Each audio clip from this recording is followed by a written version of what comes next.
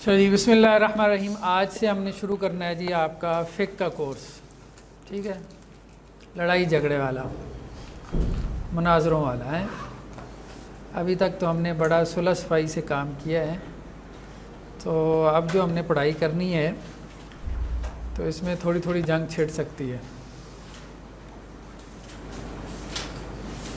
فقہ میں ایک تو یہ ہے کہ ہم اس پہ ایک مستقل لیکچر رکھیں گے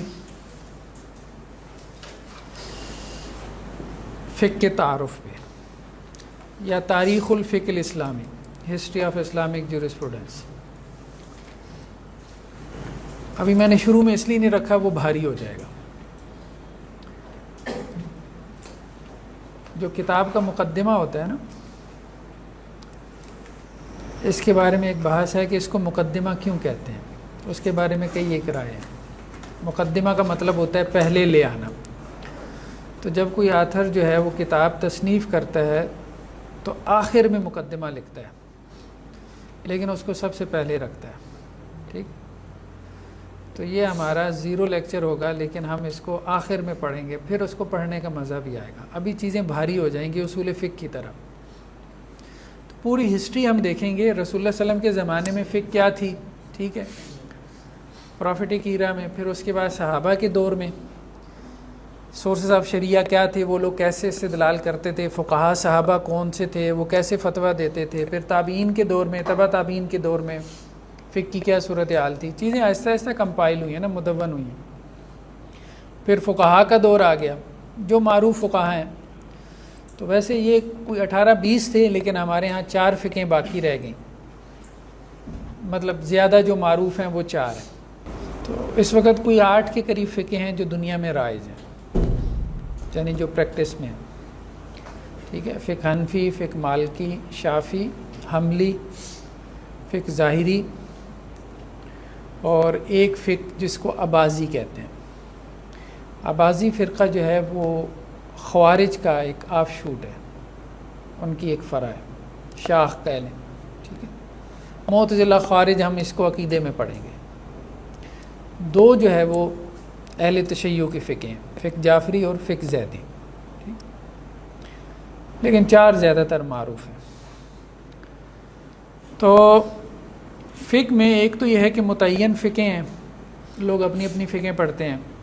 ہم نے اسٹڈی کرنا ہے کمپیریٹیو فقہ کو، ٹھیک ہے، جسے فقہ مقارن کہتے ہیں۔ فقہ مقارن میں بہت ساری کتابیں لکھی گئی ہیں۔ ہمارے سامنے جو اس وقت کتاب ہے، یا آپ کے لیے جو جس کو ہم نے ٹیکسٹ بک کے طور پہ اختیار کی ہے، وہ سید سابق کی کتاب ہے، فقہ السنہ کے نام سے۔ تو سید سابق جو ہے وہ مصری علماء میں سے ہیں، اور الاخوان المسلمون آپ جانتے ہیں، مصر کی معروف تحریک ہے، حسن البنا اس کے بانی تھے، تو یہ اس کے رکن بھی تھے۔ تحریکوں میں جو لوگ عام طور پہ رہتے ہیں تو ان کے اندر مذہبی تعصب ختم ہو جاتا ہے۔ تو فقہ السنہ جو ان کی کتابیں پڑھ کے پتہ نہیں چلتا کہ ان کی فقہ کیا ہے یا ان کا مسلک کیا ہے۔ تو بعض اوقات جو ہے وہ ترجیح قائم کرتے ہیں مختلف آراء میں کہ فلاں فقیہ کی یہ رائے ہے، فلاں کی یہ رائے ہے، اور مجھے یہ لگتا ہے کہ اس رائے کو پریفر کرنا چاہیے۔ بعض اوقات یہ کام بھی نہیں کرتے، کہتے ہیں خود ہی کر لو، ٹھیک۔ تو ایک ہوتا ہے نا جیسے عام طور پہ مفتی حضرات کا کہ نہیں اب میں ہی ٹھیک ہوں اور اس کو میں نے اسی مسلک پہ لے کے آنا ہے۔ تو یہ صاحب کتاب اس لحاظ سے آپ کو بے غرض سے معلوم ہوتے ہیں، انہیں کوئی پرواہ نہیں ہے کہ آپ اس پہ آنا چاہتے ہیں کہ نہیں۔ بعض وہ کہتے ہیں مجھے خود بھی نہیں سمجھ آ رہی، دلائل سامنے ہے، بس آپ دیکھ۔ تو یہ کتاب بہت عام ہوئی، بہت پھیلی، مختلف زبانوں میں اس کے ترجمے ہوئے۔ سید سابق کا جو ٹائم پیریڈ ہے یہ 1915 میں ان کی پیدائش ہے اور 2000 میں وفات ہوئی۔ جامع ازہر کے علماء میں سے تھے۔ بعض لوگوں کا کہنا ہے شافعی المسلک تھے، لیکن نظر نہیں آتے، اس میں کتاب میں نظر نہیں آتے شافعی المسلک، کیونکہ پہلا چیپٹر ہی ہم پڑھتے ہیں تو بہت ساری آراء میں کہتے ہیں امام مالک کی رائے درست ہے، تو کہیں پہ امام ابو حنیفہ کی رائے کو ترجیح دے رہے ہوتے ہیں۔ فقہ السنہ، فقہ السنہ کا مطلب کیا ہے؟ یہ ہے ایک حنفی فقہ ہے، ایک شافعی ہے، ایک مالکی ہے، ایک حنبلی ہے. تو انہوں نے سنت کو بنیاد بنایا، سنت کو بنیاد بنایا ہے. یعنی وہ کیا کرتے ہیں، احادیث کو سامنے رکھتے ہیں، سنن کو سامنے رکھتے ہیں، ایک اوپر عنوان اور ایک ٹاپک قائم کیا، پھر اس کے نیچے حدیثیں لے کے آئے، ان سے استدلال کیا، پھر فقہا کی آراء بیان کرتے کہ فلاں فقیہ جو ہے وہ فلاں حدیث سے استدلال کرتا ہے، فلاں فلاں سے استدلال کرتا ہے. اس کتاب میں زیادہ زور فقہا کی آراء بیان کرنے پہ نہیں ہے. یعنی یہ کتاب زیادہ فقہی نہیں ہے، فقہی ہے یعنی فقہا کی آراء ہیں، لیکن جیسے یہ کہتے ہیں نا ٹچ کرتے ہیں. اس کتاب کے اندر ہم دیکھتے ہیں کہ زیادہ اس کا جو مطلب غالب حصہ ہمیں نظر آتا ہے وہ کیا ہے، وہ سنت اور حدیث ہے، براہ راست سنت اور حدیث کا بیان. ٹھیک ہے، سنت اور حدیث سے آپ کیسے براہ راست مسائل کو آپ اخذ کر سکتے ہیں، یا فقہا نے کیسے اخذ کی. اردو میں اگر کوئی کتاب دیکھنی ہو تو عاصم الحداد صاحب کی کتاب ہے، فقہ السنہ، اسی نام سے ہے. وہ اس کا ترجمہ نہیں ہے، اگرچہ انہوں نے اس کتاب سے بہت استفادہ کیا. عاصم الحداد صاحب نے اس کتاب سے بہت استفادہ کیا. تو عاصم الحداد جو ہے یہ مولانا مودودی کے ساتھیوں میں سے، جماعت اسلامی کے رکن رہے، اور انہوں نے زیادہ زور جو ہے وہ فقہ کے اوپر دیا. یعنی سید سابق کی کتاب میں فقہ پہ اتنا زور نہیں تھا. فقہ السنہ جو عاصم الحداد صاحب کی کتاب ہے اس میں فقہ پہ بھی بہت زیادہ زور ہے، سنت کے بیان کے ساتھ. یعنی بڑی تفصیل سے وہ یہ بتاتے ہیں کہ امام ابو حنیفہ، امام مالک، امام شافعی، امام احمد، ٹھیک ہے، فلاں فلاں کی یہ رائے رہی ہے، بڑی تفصیل سے یہ بات بیان. تو عام طور پہ وہ 5 فقہوں کو ٹچ کرتے ہیں. ٹھیک ہے، 5ویں جو اہل الحدیث کی فقہ ہے.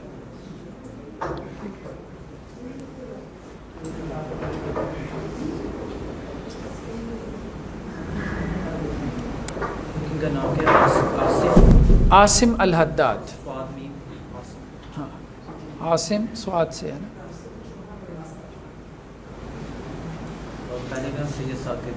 سید سابق، سید سابق، ایک منٹ، آپ کو کتابوں کا دیدار بھی کروا دیں ہیں. اچھا جی، جو کتاب تو ہمارے نصاب میں ہے وہ یہ والی کتاب ہے، نظر آ رہی ہے نا. تو فقہ السنہ جو ہے وہ سید سابق کی کتاب ہے، فقہ السنہ جو ہمارے مطالعے میں رہے گی.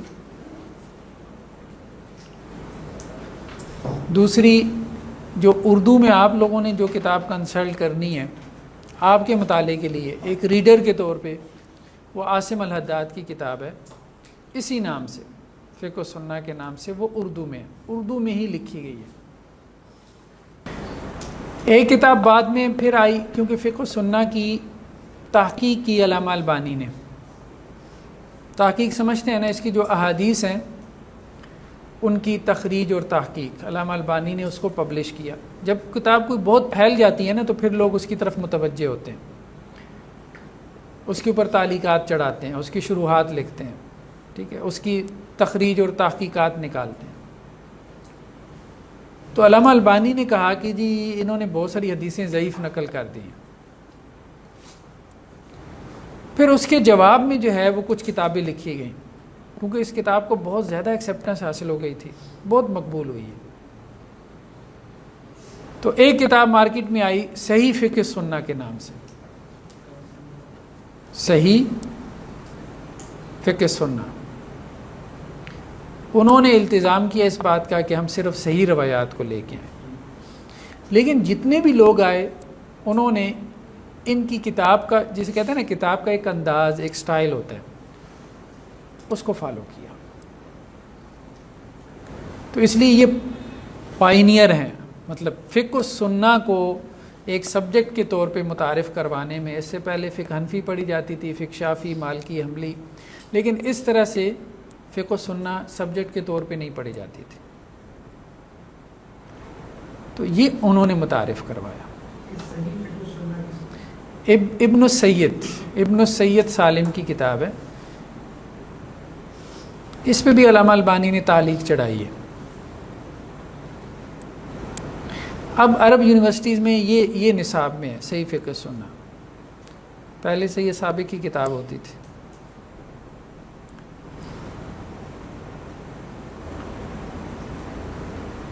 لیکن جو فقہ سننا ہے نا، مطلب اس کے باوجود کہ اس کے بعد بہت اچھی کتابیں لکھی گئیں اس کی ترتیب کو یا اس کی پریزنٹیشن کو سامنے رکھتے ہوئے، لیکن فقہ سننا کو جب آپ پڑھتے ہیں تو وہ کتاب انسان کو اپنی طرف جو ہے وہ ایک مرتبہ کھینچ لیتی ہے، یعنی اپنے حسن ترتیب کی وجہ سے. ہو سکتا ہے کئی کتابیں اس سے اتھینٹسٹی میں بہت اوپر درجے کی ہوں، لیکن یہ ہے کہ فقہ کو اپنے ریڈر کے ذہن میں اچھی طرح سے بٹھا دینا.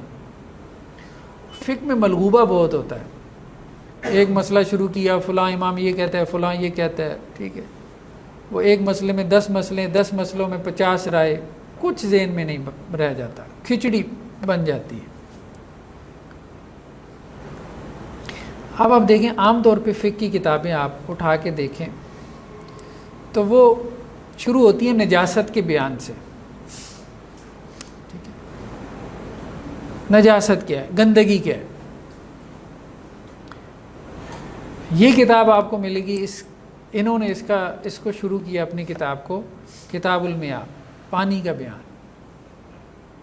یہ اس کی حسن ترتیب ہے.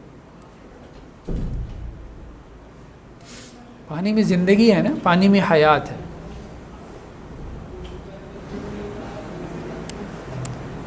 تو فقہ سنہ میں یا کمپیریٹو فقہ میں ہم نے ڈسکس کیا کرنا ہے. اب دیکھیں فقہ کے تو بہت سارے چیپٹرز ہیں نا، سب تو ہم ڈسکس نہیں کر سکتے، تو ہم سلیکٹڈ اسٹڈی کریں گے. تو فقہ جو ہے اس کی 2 مین ڈومینز ہیں. ایک جو ہماری پرسنل لائف سے متعلق چیزیں ہیں جنہیں ہم عبادات کہتے ہیں. ٹھیک ہے، تو عبادات میں ہم 5 چیپٹرز کا مطالعہ کریں گے. ویسے تو عبادات میں بہت سارے چیپٹرز ہیں نا، بہت کچھ ہے، لیکن ہماری بنیادی ضرورت ان 5 چیپٹر سے پوری ہو جاتی ہے. کتاب الطہارہ، سب سے پہلے ہم طہارت کے مسائل ڈسکس کریں گے، کیونکہ فقہ کی کتابوں میں اسی ترتیب سے یہ ابواب ہوتے ہیں، بلکہ احادیث کی کتابیں بھی اسی ترتیب پر ہیں. سب سے پہلے احادیث کی کتاب کوئی بھی آپ کھولیں گے نا تو اس میں عام طور پہ جن احادیث کی کتابوں میں فقہی مسائل زیادہ ہوتے ہیں، جیسے سنن ترمذی ہے، سنن ابی داؤد وغیرہ ہے، تو وہاں کتاب الطہارہ سے شروع ہوتی ہے. طہارت کے بعد دوسرے نمبر پہ ہم نماز کے مسائل دیکھیں گے، پھر زکوٰۃ، پھر روزہ، پھر حج. ٹھیک ہے، تو ہماری انفرادی زندگی، پرسنل لائف یا عبادات کی ڈومین میں یہ 5 چیپٹرز ہیں جن کا ہم نے مطالعہ کرنا ہے. اس کے بعد دوسرے نمبر پہ معاملات ہیں. تو معاملات میں بھی ہم 5 چیپٹرز کا مطالعہ کریں گے. ایک تو نکاح اور طلاق کے مسائل. اب یہ کلیکٹیو لائف ہو گئی نا. میرج کیا ہے؟ کانٹریکٹ ہے نا. کانٹریکٹ 2 بندوں کے درمیان ہوتا ہے یا 2 سے زیادہ پارٹیز کے درمیان ہوتا ہے. تو اب ایک سوشل لائف شروع ہو گئی. تو سماجی زندگی کے بارے میں، خاندانی زندگی کے بارے میں کیا احکامات ہیں دین کے. ٹھیک ہے، اس کے بعد خرید و فروخت، جسے ہم کتاب البیوع کہتے ہیں. بیع کا لفظ زیادہ عام ہے، وہ صرف خرید و سیل اینڈ پرچیز کے لیے نہیں ہے، وہ زیادہ عام ہے.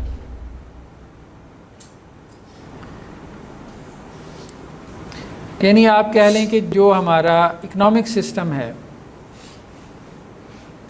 ٹھیک ہے، خاص طور پہ ہماری جو فائنانس ہے یا ٹریڈ ہے یا بزنس ہے، اس سے متعلقہ جو احکامات ہیں دین کے، ان کو ہم اسٹڈی کریں گے۔ پھر اس کے بعد ایک چیپٹر ہم دیکھیں گے جہاد اور قتال کے حوالے سے۔ اب یہ اسٹیٹ لیول پہ آپ پہنچ جاتے ہیں، ٹھیک ہے۔ اس کے بعد حدود و تعزیرات۔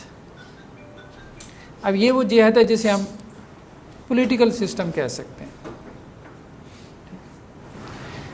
اس کے بعد آخر میں ایک ہے خور و نوش۔ کتاب الاطعمہ ایک ہوتا ہے احادیث کی کتابوں میں یا فقہ کی کتابوں میں، حلال اور حرام کا بیان، کھانوں میں سے کون سا کھانا حلال ہے کون سا حرام ہے، ٹھیک۔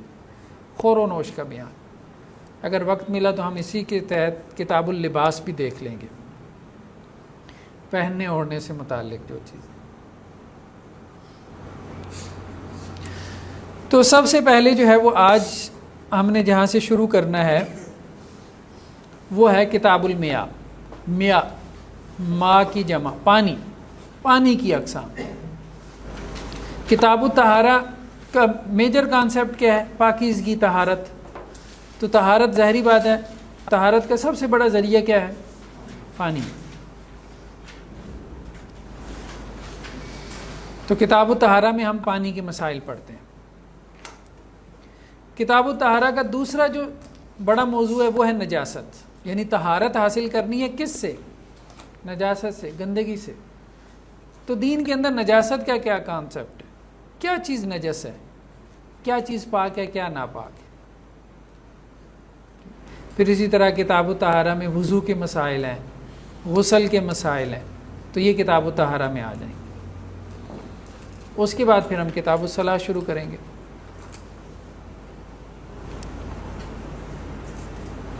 تو پانی کی جو اقسام ہیں،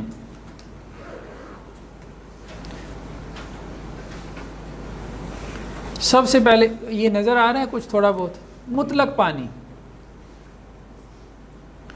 مطلق کا لفظ سمجھتے ہیں، جسے ہم عام پانی کہہ دیتے ہیں۔ مطلق پانی کا مطلب کیا ہے؟ عام پانی۔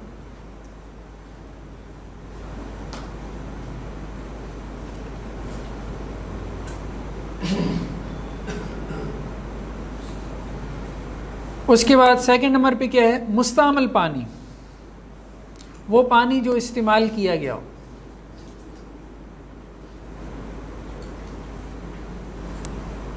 یوزڈ واٹر، جو پانی ایک دفعہ استعمال ہو گیا اس کا کیا حکم ہے۔ تیسرا کیا ہے؟ ملا جلا پانی،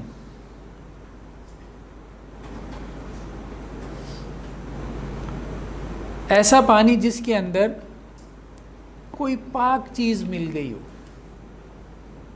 پاک چیز، ٹھیک ہے نا۔ Water mixed with pure elements, پانی کے اندر آپ نے سرف ڈال دیا، ٹھیک ہے، تبھی تو کپڑے دھلیں گے نا، ٹھیک ہے۔ اب پانی کے اندر سرف ڈال دیا تو اب وہ صرف پانی نہیں رہا، سرف ملا پانی ہے۔ تو وہ پانی جس کے اندر کوئی پاک چیز ملا دی گئی، ٹھیک ہے۔ چوتھا کیا ہے؟ نجاست ملا پانی، کبھی پانی کے اندر کوئی نجس چیز گر جاتی ہے، ناپاک چیز، اس کے کیا احکامات ہیں اس پانی کے۔ پانچواں جھوٹا پانی، یہ لکھنے میں ذرا غلط لکھا گیا، جھوٹا پانی۔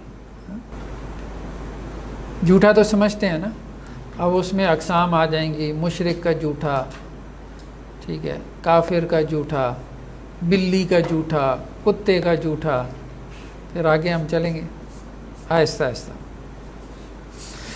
سب سے پہلے ہم آتے ہیں، اب یہ موٹی موٹی اقسام تو دیکھ لی ہیں نا پانی کی، تو سب سے پہلے ہم آتے ہیں مطلق پانی، یعنی عام پانی، اس کے کیا احکامات ہیں۔ تو ون بائی ون ہم ڈسکس کریں گے۔ عام پانی کی پھر آگے 4 قسمیں ہیں۔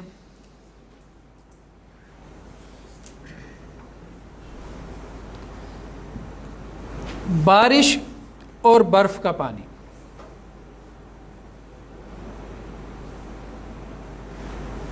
بارش کا پانی پاک ہے.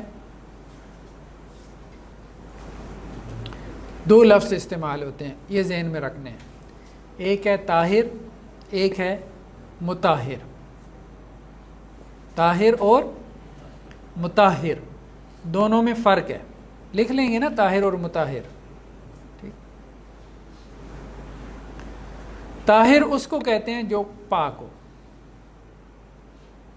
اور مطہر اس کو کہتے ہیں جو پاک بھی ہے اور پاک کرنے والا. ایک چیز پاک ہو سکتی ہے، طاہر ہو سکتی ہے، لیکن ہو سکتا ہے وہ مطہر نہ ہو. مثلا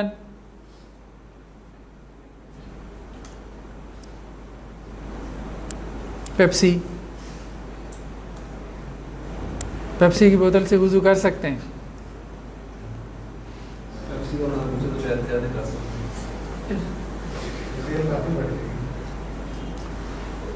تو طاہر اس کو کہتے ہیں جو پاک ہے، وہ پانی جو پاک ہے. مطہر اس کو کہتے ہیں جو پاک پانی ہے اور پاک کرتا بھی ہے، یعنی اس سے آپ طہارت حاصل کر سکتے ہیں، اس سے آپ وضو کر سکتے ہیں، اس سے آپ غسل کر سکتے ہیں.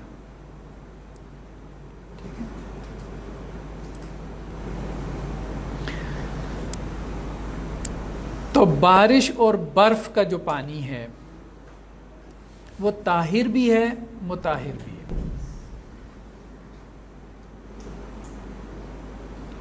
جیسے قرآن میں ہے وَيُنَزِّلُ لَكُم مِّنَ السَّمَاءِ مَاءً لِيُطَهِّرَكُم، اللہ نے تمہارے لیے آسمان سے کیا کیا؟ پانی نازل کیا تاکہ اللہ تعالیٰ تمہیں اس کے ذریعے کیا کرے؟ تو بارش کے پانی سے وضو بھی ہو سکتا ہے، غسل بھی ہو سکتا ہے، اور بارش کا پانی پینے کے لیے بھی استعمال کیا جا سکتا ہے. یہی معاملہ برف کا ہے.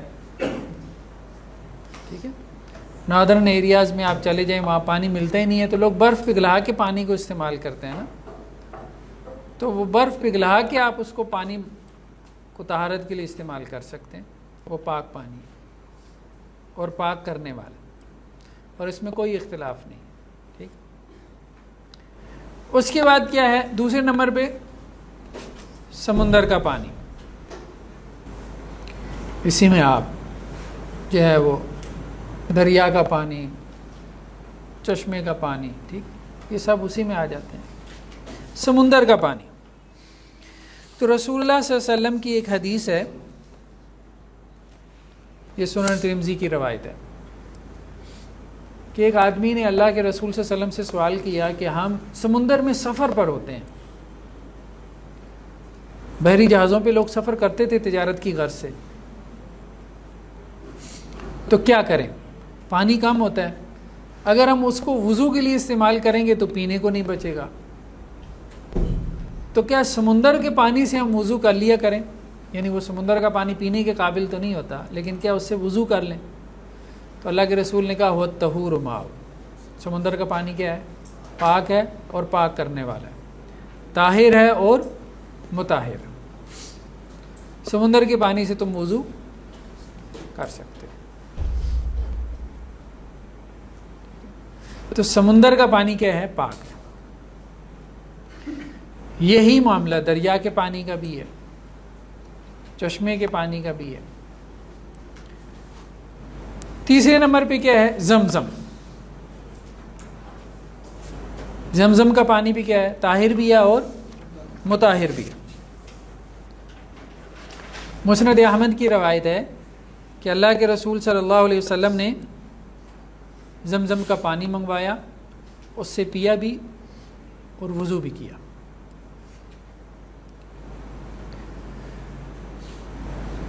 چوتھے نمبر پہ کیا ہے؟ متغیر پانی.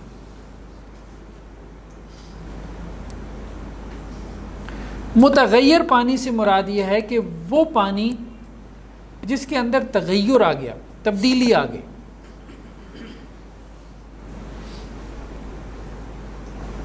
جیسے پانی میں کائی جم جاتی ہے کائی سمجھتے ہیں نا،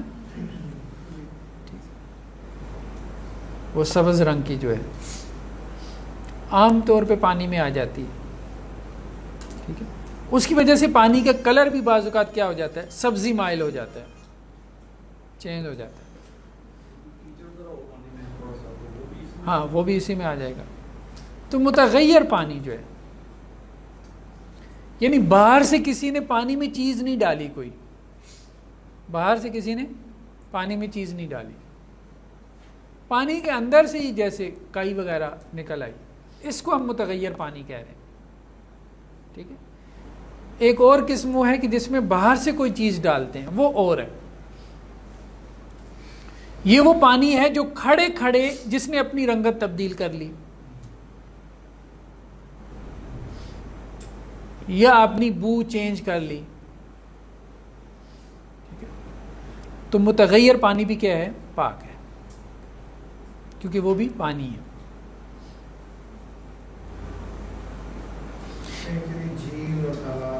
ہاں تالاب میں، جھیل میں،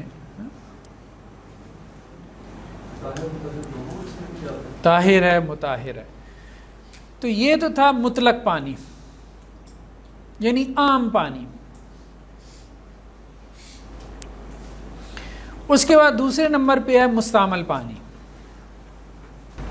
یوزڈ واٹر، یعنی وہ پانی جو ایک مرتبہ استعمال ہو چکا ہے، اس کا کیا حکم ہے؟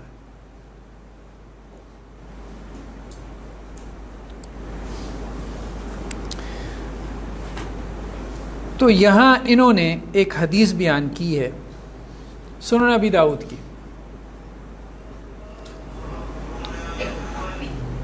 کہ اللہ کے رسول صلی اللہ علیہ وسلم نے اپنے ہاتھ میں بچے ہوئے پانی سے سر کا مسح کیا۔ آپ کیا کرتے ہیں وضو میں؟ مسح کے لیے کیا کرتے ہیں؟ نیا پانی لیتے ہیں نا، ٹھیک ہے۔ اللہ کے رسول نے وضو کر رہے تھے، کونیاں دھوئی ہیں، بات سمجھ رہے ہیں نا، کونیاں آپ وسلم نے کیا کی ہیں؟ دھوئی ہیں، ٹھیک ہے۔ پھر آپ نے نیا پانی نہیں لیا، بلکہ کیا کیا؟ وہی گیلے ہاتھ انہی سے سر کا مسح کر لیا۔ تو وہ کیا، کون سا پانی تھا؟ وہ استعمال شدہ پانی تھا۔ تو گویا اس سے وہ یہ ثابت کر رہے ہیں کہ مستعمل پانی کیا ہے؟ طاہر بھی ہے اور مطہر بھی ہے۔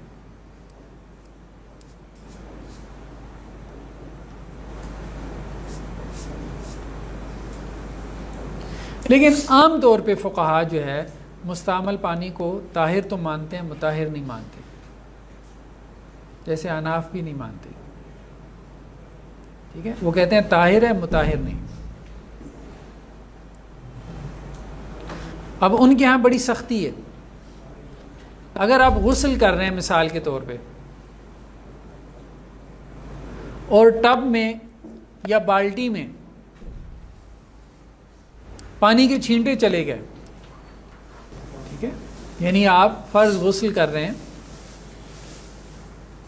تو اب جو پانی آپ کے بدن سے ٹچ کر گیا، مس کر گیا، اصل میں اختلاف کیوں ہوا؟ اچھا، فقہا کے اختلافات کی وجہ اگر گہرائی میں پڑھنی ہو نا، گہرائی میں، تو اس کے لیے ایک بڑی اچھی کتاب ہے ابن رشد کی، اس کا نام ہے بدایت المجتہد۔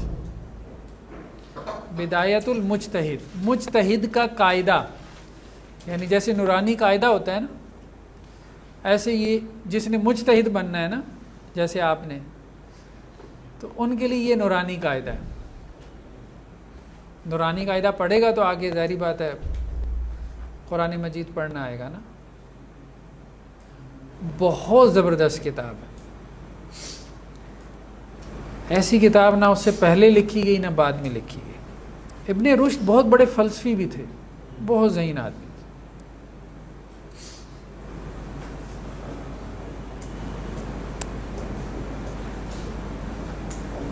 اس کا اردو ترجمہ بھی ہو چکا ہے، مل جاتا ہے بدایت رشد۔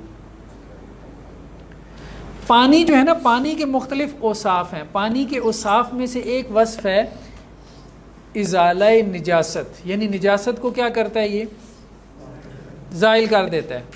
اب اختلاف اس میں ہو گیا کہ پانی ایک مرتبہ نجاست کو زائل کر دیتا ہے تو کیا وہ خود نجس ہو جاتا ہے کہ نہیں ہوتا؟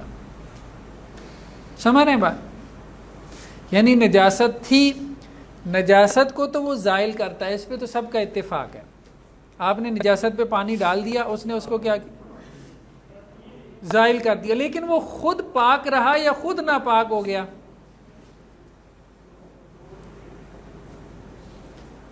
ٹھیک. تو اب اس میں اختلاف ہو گیا.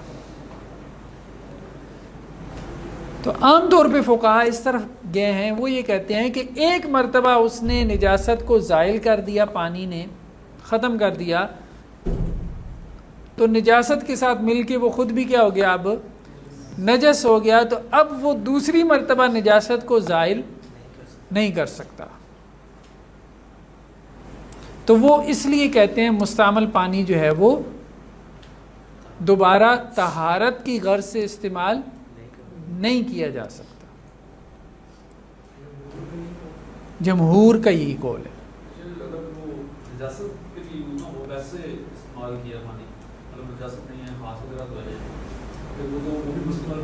وہ بھی ہاں، اس کو بھی وہ اس میں نہیں لے کے آتے. اس کو وہ کہتے ہیں طاہر ہے لیکن مطہر نہیں رہا. جی نہیں، وہ اور سوال کر رہے ہیں. وہ یہ کہہ رہے ہیں کہ اگر ویسے ہاتھ دھونے کے لیے پانی استعمال کر لیا تو اب وہ طاہر ہے. وہ کیا کہتے ہیں، اب وہ جیسے وضو کر لیا ایک مرتبہ، ٹھیک ہے، تو اب وہ وضو والا پانی آپ پی سکتے ہیں، طاہر ہے، آپ نے وضو کر، لیکن اب وہ مطہر نہیں رہ گیا. وہ کہتے ہیں وہ جو طہارت کا جو اس کا وصف تھا، یعنی تطہیر کا، پاک کرنے کا جو اس کا وصف تھا، وہ ایک دفعہ استعمال ہو گیا تو اس سے زائل ہو گیا. اب نیا پانی آپ کو لینا پڑے گا.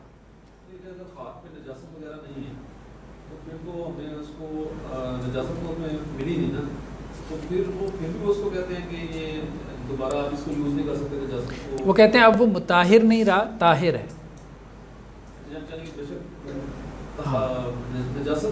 نہیں گیا، ایک بار مستعمل ہو گیا نا، ایک مرتبہ استعمال ہو گیا تو اس کا وہ وصف آپ نے استعمال کر لیا.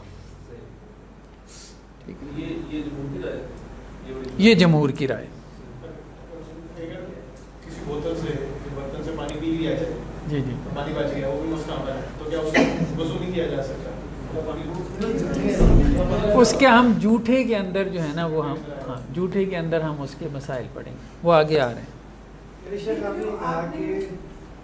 جی پانی اگر نجاست دور کرنے کے لیے استعمال ہوگا تب وہ طاہر بھی نہیں رہے گا، وہ نجس ہو جائے گا. ہاں، یہ اہم نقطہ ہے. دوسری بات آپ نے کہی کہ جب آپ نے اس کو نجاست دور کرنے کے لیے نہیں استعمال کیا، ویسے ہی ہاتھ ہوئے، آپ کو طاہر تو رہا، مطہر نہیں. یہ جمہور کا موقف ہے، یہ جمہور کا موقف ہے. درمیان میں رہ گئی، آپ نے کہا مجھے چھینٹے پڑ گیا تھے ٹب وغیرہ میں بالٹی میں، اس کے اوپر کوئی بات کرتے رہے کہ ہاں، وہ جمہور پھر وہ یہ کہتے ہیں نا کہ جی وہ پانی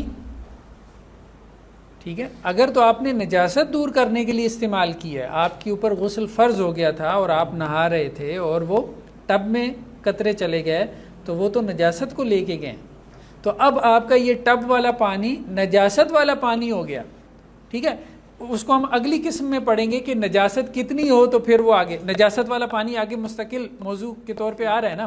لیکن یہاں اتنی چیز ایسٹیبلش ہو گئی کہ ان کے نزدیک اس پانی میں نجاست آ گئی ہے. ٹھیک، جی نہیں، میں تو یہی کہہ رہا ہوں نا کہ یہاں پہ جو صاحب کتاب ہیں ان کا موقف یہی ہے کہ یہ پانی نجس نہیں ہوتا. یعنی میں پھر اس کو اپنے سمجھنے کے لیے چاہوں گی کہ اگر ہم نے ہاتھ دھوئے اس کے بعد نیا پانی لینے کی ضرورت نہیں ہے مسئلہ کرنے کے لیے. ہاں، نہیں ضرورت. امام مالک کا موقف یہی ہے. دیکھیں نا، اب دو موقف سامنے آ گئے. مائع مستعمل کے بارے میں دو موقف سامنے آ گئے. ایک جمہور کا، جمہور سے مراد میجورٹی کا، ٹھیک ہے. اکثر فقہا کا موقف یہ ہے، وہ یہ کہتے ہیں کہ مائع مستعمل جو ہے یعنی استعمال شدہ پانی، یوزڈ واٹر، دوبارہ استعمال نہیں ہو سکتا. کس مقصد سے؟ طہارت کے لیے. امام مالک کہتے ہیں کہ استعمال ہو سکتا ہے. صاحب کتاب کا موقف بھی یہی ہے کہ استعمال ہو سکتا ہے، اور انہوں نے دلیل کے طور پہ کیا کی ہے؟ سنن ابی داؤد کی روایت بیان کی ہے، اس سے استدلال کیا جا سکتا ہے. وہ بات سمجھ میں آتی ہے کہ دوبارہ استعمال ہو سکتا ہے استعمال شدہ پانی. ان کے پاس کیا دلیل ہے کہ جو ہم نے نجاست دور کرنے کے لیے استعمال نہیں کیا وہ مطہر نہیں رہتا؟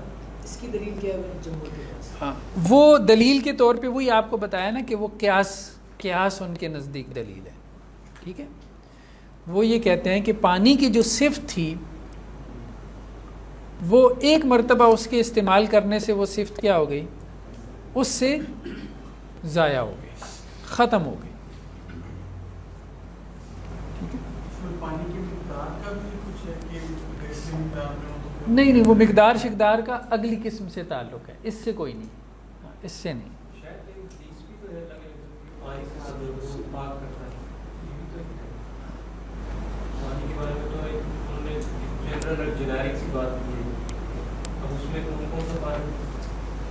تو ایسی روایات ملتی ہیں کہ رسول اللہ صلی اللہ علیہ وسلم نے کیا کیا؟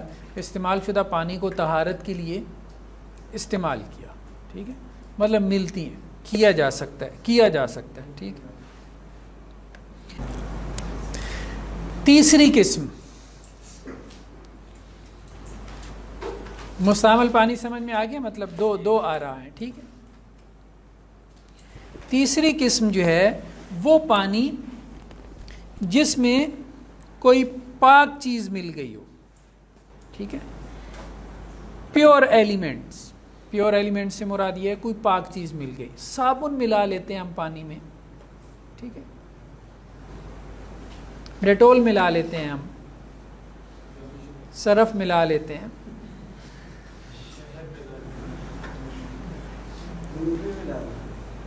تو وہ پانی طاہر بھی ہوتا ہے، مطہر بھی ہوتا ہے. جس میں کوئی پاک چیز ملا لی جائے تو وہ پانی طاہر بھی ہوتا ہے اور مطہر بھی ہوتا ہے. اگر وہ الکوہل کا استعمال ہو، الکوہل کا جو استعمال ہو، جیسے صابن ہو گئی، جیسے سینیٹائزر ہو، نہیں، ایک دیکھیں نا، ایک تو یہ ہے کہ آپ سینیٹائزر کو یا الکوہل کو ریموو کرنے کے لیے پانی استعمال، وہ تو ازالہ نجاست کے لیے ہے نا. ایک یہ ہے کہ ہم پانی کے اندر کوئی چیز ڈال رہے ہیں.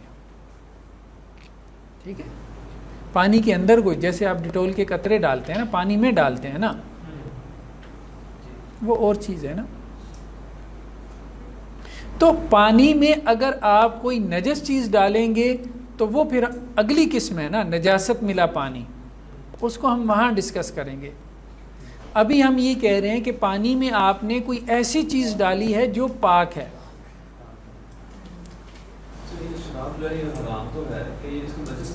آگے نجاست میں پڑھیں گے، نجاست کی 13 قسمیں پڑھیں گے.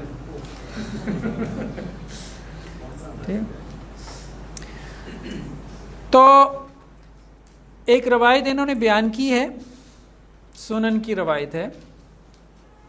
رسول اللہ صلی اللہ علیہ وسلم کی جو بیٹی تھی حضرت زینب، جب ان کی وفات ہوئی ہے تو صحابیات نے غسل دینے کے لیے جو ہے وہ مطلب پانی وغیرہ جمع کیا. تو اللہ کے رسول صلی اللہ علیہ وسلم آئے اور اللہ کے رسول نے کہا کہ ان کو 3 مرتبہ غسل دو یا 5 مرتبہ دو یا اس سے زیادہ، مطلب لیکن طاق مرتبہ دو، 7 مرتبہ دو ہیں. اور ایسا کرو کہ پانی کے اندر بیری کے پتے ملا لو اور کچھ کافور ملا لو. اب اس زمانے میں صابن وغیرہ تو نہیں ہوتے تھے، لیکن یہ ہے کہ لوگ خوشبو کے طور پہ کافور ملا لیتے تھے پانی میں اور بیری کے پتے ملا لیتے تھے تاکہ وہ پانی ذرا اچھی طرح سے صاف کرے. تو اب اس پانی میں کیا ہے؟ پاک چیز ملا لی گئی، تو وہ پانی طاہر بھی ہے اور مطہر۔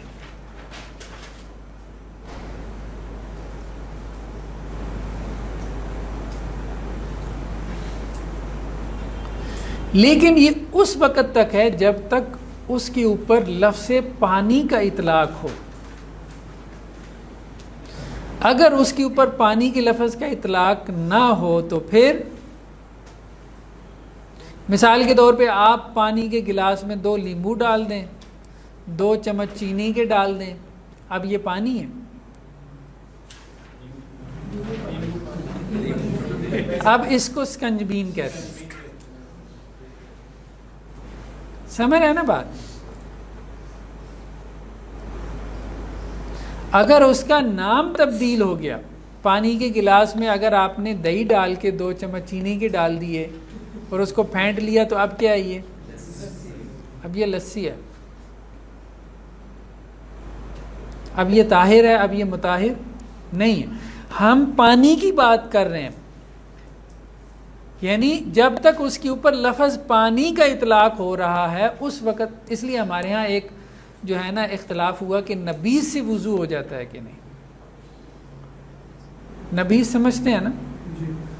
وہ عرب کیا کرتے تھے، پانی صبح جو ہے نا اس کے اندر کھجوریں رکھ دیتے تھے، شام تک پڑی رہتی تھی تو وہ میٹھا شربت بن جاتا تھا، اس کو استعمال کرتے تھے، یا شام کو رکھ دیں صبح استعمال کر لیں، اس کو نبیذ کہتے تھے۔ شربت کہہ لیں آپ، میٹھا شربت، اس سے وضو ہو جاتا ہے کہ تو عام طور پہ فقہا اس کے قائل نہیں، اگرچہ اناف میں ہے کہ وہ ہو جاتا ہے، لیکن عام طور پہ فقہا قائل نہیں۔ اسی لیے قائل نہیں، وہ یہ کہتے ہیں اس کے اوپر اب پانی کے لفظ کا اطلاق نہیں ہو رہا، اب آپ نے اس کو ایک نیا نام دے دیا ہے اہل زبان نے، اور وہ نبیذ ہے، اور اللہ نے کہا ہے کہ پانی جو ہے نا اس سے طہارت حاصل کرو۔ وہی جو ہم نے بات کی تھی نا، اگر کوک کی بوتل سے کوئی کہے میں وضو کر لوں، یہ بھی تو پانی ہے، نہیں وہ پانی نہیں ہے، اس کو پانی کوئی نہیں کہتا، ہے تو وہ لیکوڈ لیکن پانی تو نہیں ہے نا۔ ٹھیک، میں دودھ سے غسل کر لوں ہیں،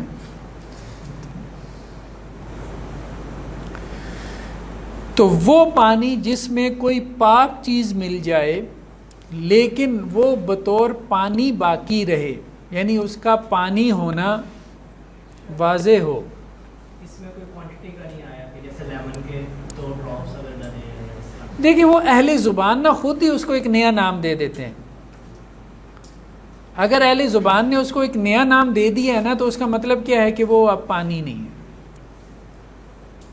ٹھیک، وہ جو اس میں کنڈیشنز آتی ہیں حرام کی اور اس میں وہ آگے آ رہی ہیں۔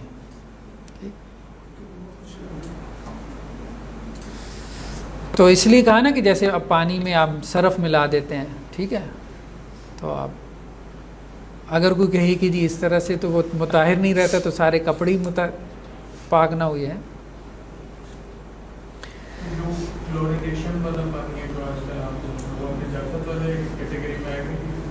نہیں وہ نجاست تو نہیں ہے نا۔ جیسے وہ آپ اپنے چھت کی ٹینکی وغیرہ صاف کرواتے ہیں نا، وہ کلورین سے صفائی کرتے ہیں اور بعد میں وہ اس کا ذائقہ بھی آتا رہتا ہے، تو وہ تو خیر نجاست میں نہیں ہے، تو وہ نجاست نہیں، ہاں وہ نجاست نہیں ہے نا، نجاست نہیں۔ نجاست ہم پڑھیں گے باقاعدہ ایک موضوع کے طور پہ کہ ہمارے دین میں نجاست ہے کیا، ایک ٹاپک کے طور پہ پڑھیں گے، جو اس کے علاوہ ہے وہ سب پاک ہے۔ پھر نجاست پڑھ لیں گے نا، وہ سب پاک ہے۔ پھر آپ اپنے چھوٹا سم اپ کر کے بتا دیں کہ ملا جلا پانی کو مختصر لفظوں میں، کیونکہ کافی سوالات آ گئے تھے جی، مختصر سے بتا دیں اس کو ہم کیا لیں گے۔ ملا جلا پانی یعنی وہ پانی جس میں کوئی پاک چیز ملی ہوئی ہو، وہ طاہر بھی ہے مطہر بھی ہے، بس سمپل سے۔ جب تک آپ اس کو پانی کہہ رہے ہیں، جب تک اس کی پانی کی حیت تبدیل نہیں ہوتی، ٹھیک ہے نا، ہر چیز کی ایک حیت ہے نا۔ آپ کے سامنے کوئی لسی کا گلاس لا کے رکھے گا، سکنجبین کا رکھے گا، ٹھیک ہے، سوڈا واٹر رکھے گا، پیپسی رکھے گا، آپ جوس رکھے گا، آپ ان میں سے کسی کو بھی پانی نہیں کہو گے، جس کو آپ پانی کہو گے وہ پانی ہے. اس کے بعد کیا ہے نیکسٹ؟ نجاست ملا پانی.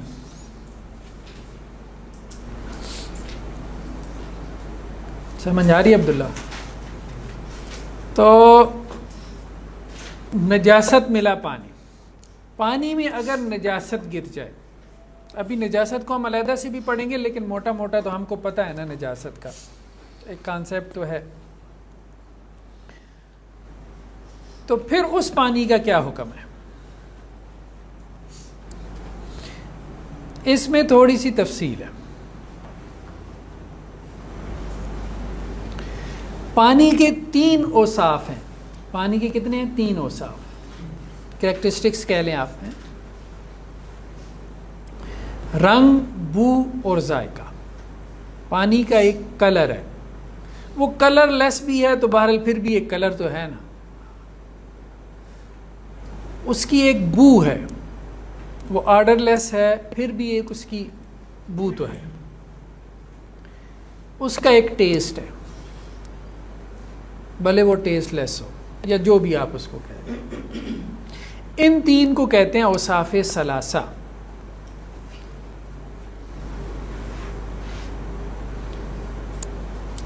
مطلب جب ہم پانی پیتے ہیں نا تو ہمیں پتہ چل جاتا ہے، آنکھیں بند کر کے بھی پیئیں نا، کوئی ہمیں گلاس دے تو ہم بتا سکتے ہیں بھئی ہم نے پانی پیا ہے.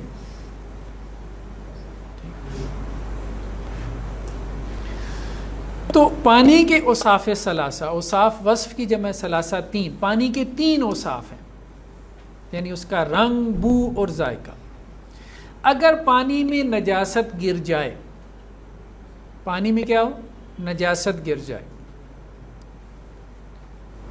ٹھیک ہے، جیسے ٹب کے اندر پیشاب کے قطرے گر گئے، ٹھیک ہے، بچے نے پیشاب کر دیا،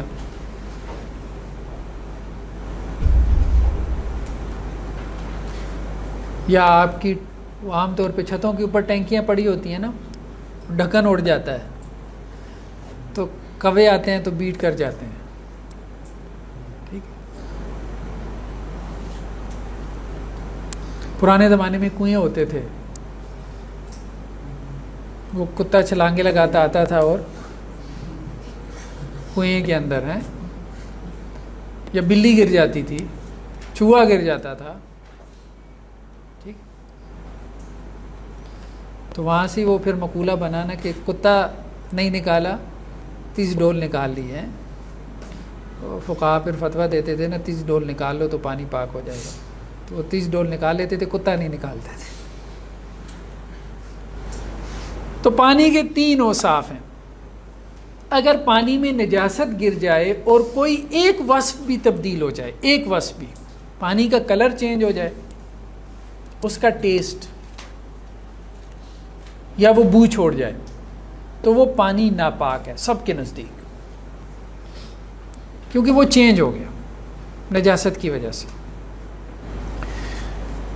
دوسری صورت کیا ہے کہ پانی کا کوئی وصف چینج نہیں ہوا. ظاہری بات ہے آپ کی جو ہے وہ مطلب 400-500 گیلن کی ٹینکی ہے اور اس میں کوے نے ایک بیٹ کر دی ہے، اس کو کیا پتہ چلنا ہے اتنی بڑی ٹینکی.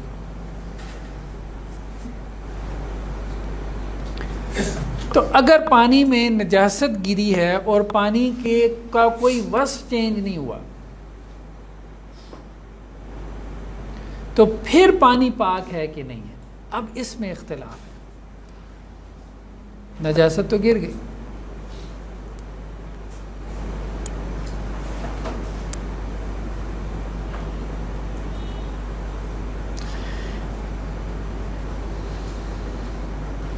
اس میں ایک موقف ہے امام مالک کا.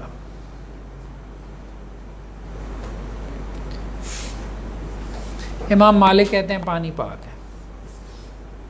جتنی مرضی نجاست گر جائے، اگر اوصاف ثلاثہ میں سے کوئی وصف تبدیل نہیں ہوا تو وہ پانی کیا ہے؟ دونوں. دلیل مسند احمد کی ایک روایت ہے. مدینہ میں ایک کنواں تھا، اس کا نام تھا بزا. بیر بزا، بزا کا کنواں، بزا جگہ کا نام تھا، کافی سارے کنویں تھے مدینہ کے اندر. اس کنویں کا معاملہ یہ تھا کہ کنویں کے پاس ہی نا لوگ تھوڑا سا ڈسٹنس پہ، فاصلے پہ گند پھینک جاتے تھے.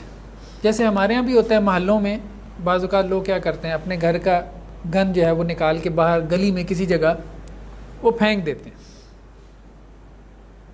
ہوتا یہ تھا کہ جب بارش ہوتی تھی تو وہ گند سارا بارش کے پانی سے کنویں میں چلا جاتا. اب اس سے شک پڑ گیا تو کچھ لوگوں نے اللہ کے رسول صلی اللہ علیہ وسلم سے سوال کیا، انتوضأ من بئر بضاع، کیا ہم بئر بضاع سے وضو کر لیا کریں؟ تو اللہ کے رسول صلی اللہ علیہ وسلم نے ایک جملہ کہا، الماء طہور لا ينجس شیء. دیکھو پانی تو خود پاک کرنے والا ہے، اسے کوئی چیز نجس نہیں کر سکتی. یعنی جو پاک کرنے والا ہو وہی نجس ہو جائے تو پھر پاکی کہاں سے حاصل ہوگی؟ تو پانی کبھی ناپاک نہیں ہوتا. اس حدیث کا مفہوم کیا ہے کہ پانی ناپاک نہیں ہوتا. مسند احمد کی روایت ہے. یہ آپ جو کتاب آپ کو بتائی ہے نا، ریکمینڈ کی ہے نا، فقہ السنہ عاصم الحداد کی، تو اس میں آپ کو یہ ساری روایتیں مل جائیں گی.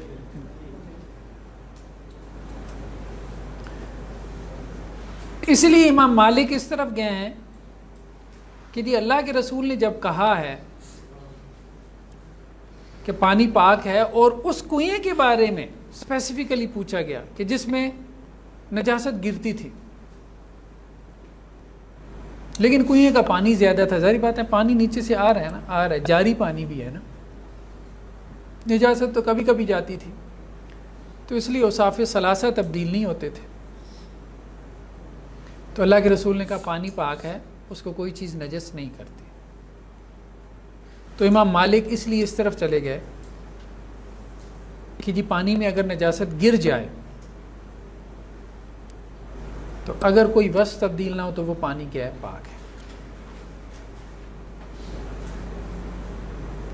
اچھا ایک اور مسئلہ بھی ہے، وہ ذہن میں ضرور رکھنا ہے. وہ یہ ہے کہ دیکھیں، ایک ہے اس کا پاک ہونا، اور ایک یہ ہے کہ ہمارا دل نہیں چاہ رہا اس کو استعمال کرنے. ٹھیک ہے، وہ اور بات ہے. مدینہ میں ویسے ہی پانی نہیں ملتا تھا. اب جیسے اب ہمارے یہاں تھر کا ریگستان ہے، پانی نہیں ملتا لوگوں کو. وہاں وہ جو جوہڑ ہوتے ہیں، تالاب ہوتے ہیں جہاں بارش کا پانی کو جمع ہو جاتا ہے، وہاں سے یہ جانور بھی پی رہے ہوتے ہیں، کتے بلی بھی پی رہے ہوتے ہیں، انسان بھی. وہاں کیا کریں آپ اگر ان کو کہیں گے کہ جی یہ بھی تمہارے لیے کیا ہے، وہ کیا کریں؟ تو اب بات یہ ہے کہ اگر ہمیں صاف پانی میسر ہے تو ظاہری بات ہے انسان اپنی طبیعت کی وجہ سے اس پانی کی طرف جائے گا کہ جس میں نجاست نہیں گری ہوئی. لیکن ہم تو بات کر رہے ہیں نا کہ ہر جگہ ایسا معاملہ نہیں ہے. مدینہ میں بھی پانی کی کمی تھی، بہت سارے علاقے ایسے ہیں جو صحرائی علاقے ہیں،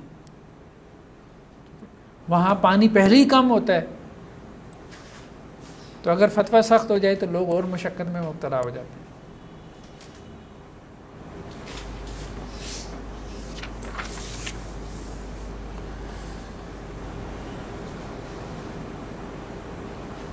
اس پہ بھی ویسے لوگوں نے نا کام کیا ہے کہ یہ جو فقہیں ہیں مخصوص علاقوں میں کیوں پھیلی ہیں.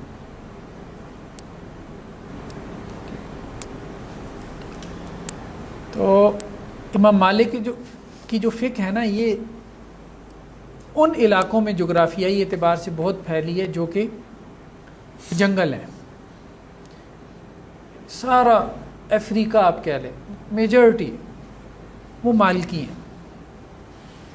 اس کی وجہ کیا ہے کہ مالکی فقہ میں بہت آسان فتوے ہیں اس انوائرمنٹ کے لیے. جنگلی جانوروں کے بارے میں امام مالک کے فتوے بہت سہولت والے ہیں. اچھا شافعی فقہ جو ہے وہ پانی کے قریب بہت پھیلی ہے. یعنی ملائیشین، انڈونیشین، یہ سب شافعی ہیں. اس لیے کہ امام شافعی کے جو فتوے پانی کے بارے میں ہیں وہ بہت نرم ہے. پانی کے سارے جانور انہوں نے حلال کیے ہوئے ہیں. بہرحال یہ ہم پھر کسی وقت دیکھیں گے.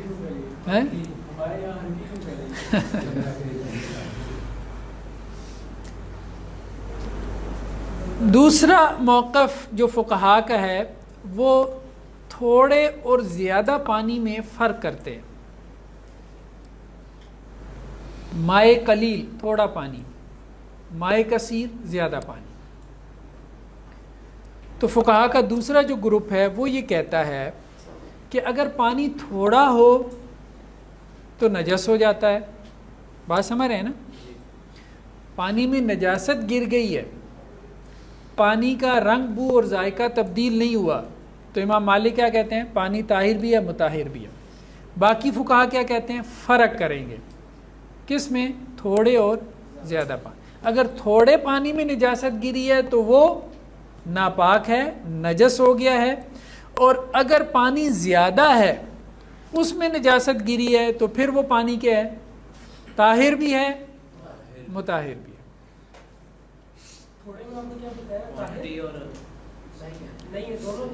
نجس ہے. ہاں، اب یہ اس لیے تھوڑا زیادہ لکھا ہے کہ ان کا اس میں اختلاف ہو گیا کہ تھوڑا زیادہ کیا ہے. تھوڑا زیادہ کیا، اس میں ان کا اختلاف.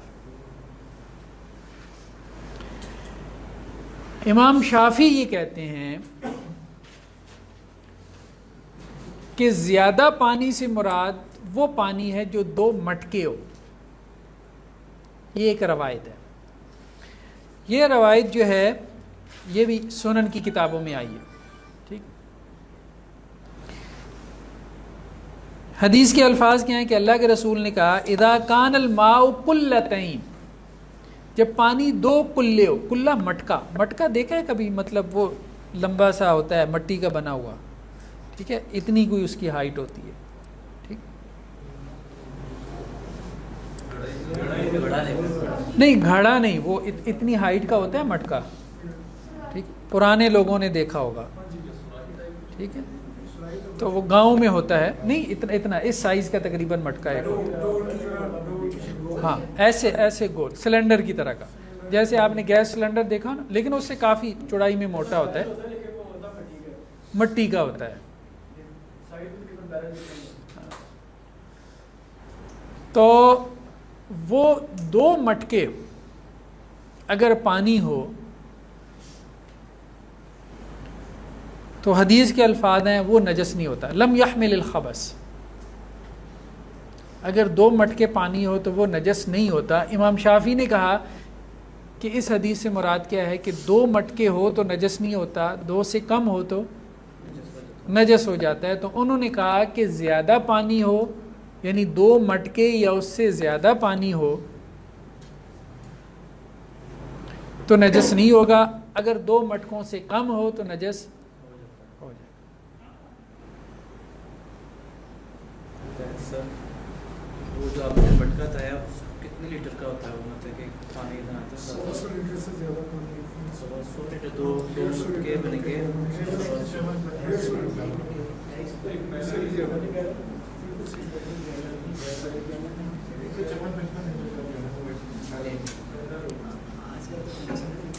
آج کل کے مطابق کتنا بن جائے گا؟ 125. نہیں ابھی تو میں نے اس پہ کوئی نہیں کیونکہ نہیں مٹکے کے سائز بھی ڈیفرنٹ ہوتے ہیں نا. تو مطلب یہ کوئی سائز ہوتا تھا مٹکے کا. ٹھیک ہے، آپ امام مالک کی موقف کی طرف چلے جائیں نا. اب لیٹر کون ماپے گا؟ سامنے پانی ہے تو وہ کیسے ماپیں گے کہ جی یہ اتنے لیٹر ہے؟ بس 2 مٹکے کا مطلب یہ ہے کہ 2 مٹکے. وہ مٹکا اگر آپ نے دیکھا ہو، میں نے تو خیر دیکھا ہوا ہے، ہمارے گاؤں میں ہوتے ہیں وہاں، مطلب جو چائے کے ہوٹلز وغیرہ ہوتے تھے نا تو ان پہ پڑا ہوتا تھا پانی کا مٹکا. تو 2 مٹکے پانی ہو تو وہ نجس نہیں ہوتا، اس سے کم ہو تو نجس ہو جاتا. امام ابو حنیفہ رحمہ اللہ کا کہنا یہ ہے کہ زیادہ پانی وہ ہے کہ نجاست ایک طرف گرے تو دوسری طرف نہ پہنچے، یہ زیادہ پانی۔ اچھا، اس میں پھر مختلف تشریحات ہیں فقہ حنفی میں۔ بعض لوگوں نے کہا کہ آپ ایک طرف سے پانی میں کو حرکت دیں، جیسے انگلی ماریں تو وہ دوسری طرف تک نہ پہنچے۔ بعض نے یہ بھی کہا کہ 10x10 سے مراد کیا ہے؟ 10 ہاتھ، یا آپ 10 فٹ کہہ لیں، اتنا پانی ہو، 10x10 کے والیوم کا، سائز کا پانی ہو، ٹھیک ہے، مطلب تالاب جو ہے وہ 10x10 کا ہو۔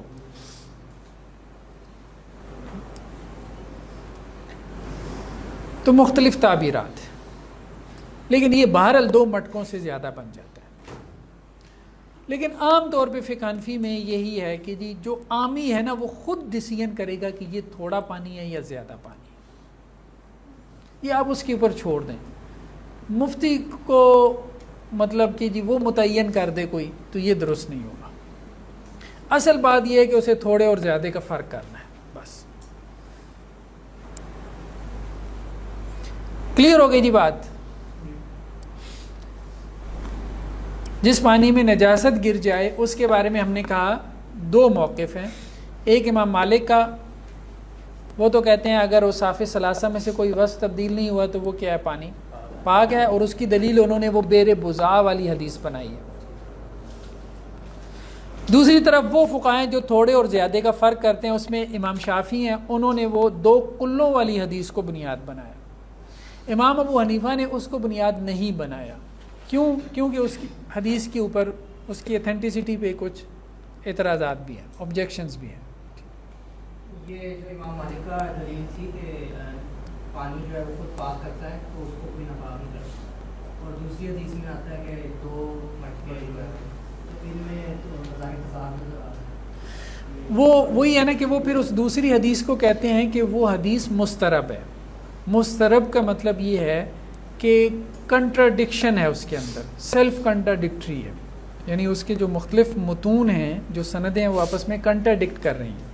تو جب ایک حدیث آپ کے پاس کمزور ہے اور ایک مضبوط ہے تو پھر آپ کیا کرتے ہیں؟ مضبوط کو ترجیح دیتے ہیں، پریفر کرتے ہیں، تو وہ ٹکراؤ باقی نہیں رہ جاتا۔ ٹکراؤ اس صورت ہوتا ہے 2 دلائل میں جب دونوں جو ہے وہ مضبوط ہوں، اسٹرانگ ویلیو رکھتے ہیں، ایک جیسے۔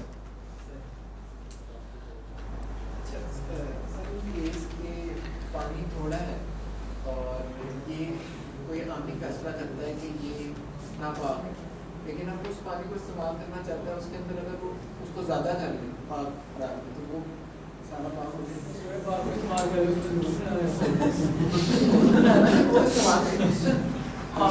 در والا ایریا ہے، وہ تو نہیں پانی کو تھوڑے کو بھی ضائع کرنے کی کوشش کریں تو اس کو یوز کریں گے۔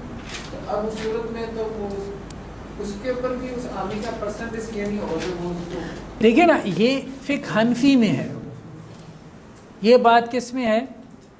فقہ حنفی میں ہے، ٹھیک ہے؟ تو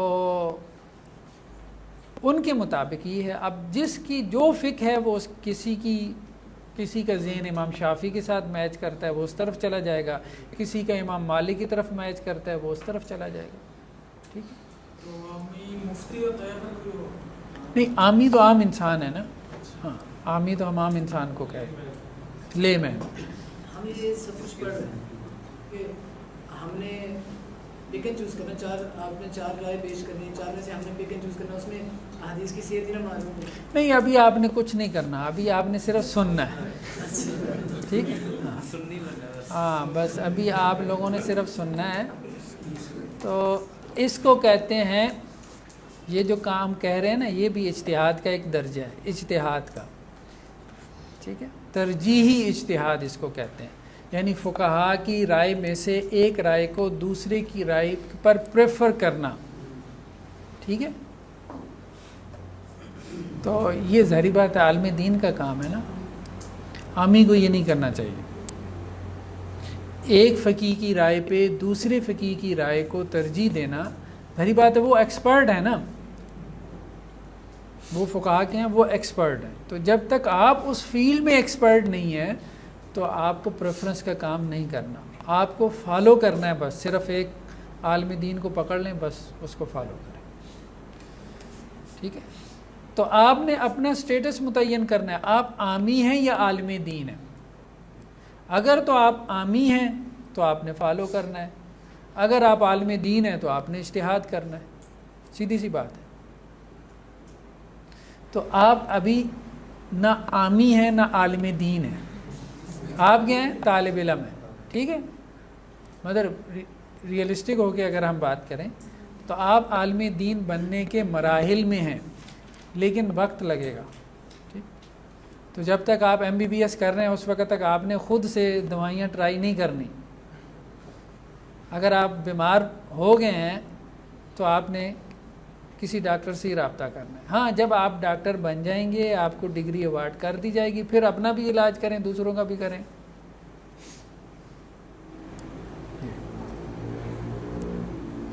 تو میرا ایک لیکچر پڑا ہوا اجتہاد اور تقلید کے موضوع پہ ہے یوٹیوب چینل پہ، اس کو ضرور دیکھیں. یہ رویہ ٹھیک نہیں ہے. ہم نے جس کے اوپر لوگوں کو لگا دیا نا، سارے مجتہد بنا دیے. ٹھیک ہے؟ وہ کئی دفعہ مطلب نماز پڑھ کے آپ سلام پھیریں، وہ کوئی عام آدمی وہ مولانا صاحب سے سوال پوچھتا ہے تو وہ مولانا صاحب جواب نہیں دیتے تو پہلے 4 بابے بول پڑتے ہیں. ٹھیک؟ تو اور وہ علماء کی تصحیح کر رہے ہوتے ہیں. تو یہ رویہ جو ہے نا یہ ٹھیک نہیں ہے. ٹھیک ہے؟ عالم بنے میں. ٹھیک ہے؟ اگر یہ کام کرنا ہے، فتویٰ دینا ہے تو پھر اس کے لیے عالم ہے. تو اس لیے میں نے آپ کو کہہ دیا کہ وہ ابھی ہم نے صرف سننا ہے، پڑھنا ہے. تو وہ جو کتاب ہے نا عاصم الحداد صاحب کی، ایک تو وہ اچھی کتاب ہے، اس میں انہوں نے نیچے احادیث کی تحقیق بھی دی ہے. فلاں فقیہ کی یہ رائے ہے، یہ اس کی دلیل ہے، اور وہ حدیث صحیح ہے یا ضعیف ہے اس کے بارے میں بھی بتایا ہے. ٹھیک؟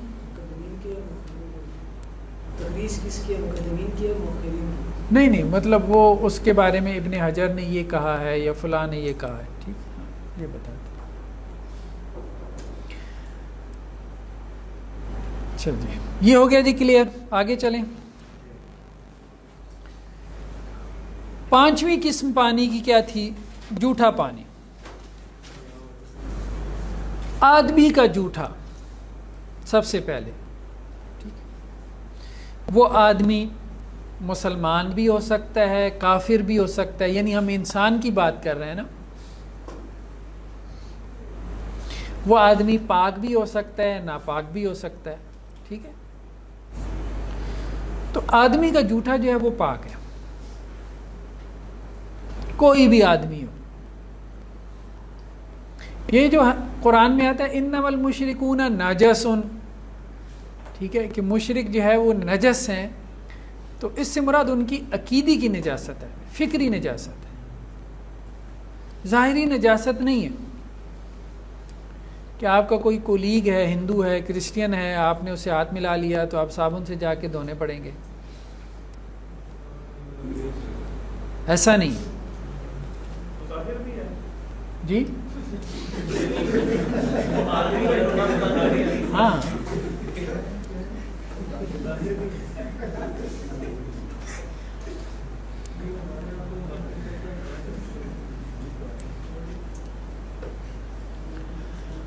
اور اسی طرح بندہ اگر ناپاک ہو، ٹھیک ہے، تو اس کا جھوٹا بھی کیا ہے؟ پاک ہے. جیسا کہ صحیح مسلم کی روایت ہے حضرت عائشہ رضی اللہ عنہا سے کہ وہ ناپاکی کی حالت میں ہوتی تھی اور برتن سے پانی پیتی تھی تو اللہ کے رسول صلی اللہ علیہ وسلم اسی برتن سے ان کا جھوٹا پانی پی لیا کرتے تھے.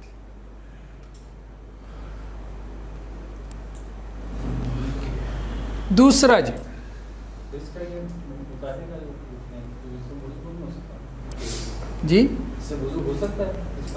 ہاں ہو سکتا ہے.